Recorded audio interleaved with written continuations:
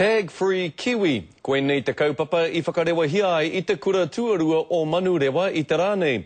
Ko te ngako o te kaupapa nei, he aukati I ngā mahi tuhi anu ki runga I ngā pakitara o Tāmaki, mā te whakaniko ke I aua tuhinga rā, kia atahua ke ai.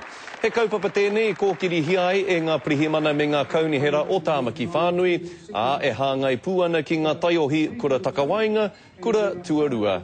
Ko te mea, kei wahara e tahi o ngā tuhituhi, ngā mea tūkino, kāre tērā I te tāhua mo te hāpuri nei.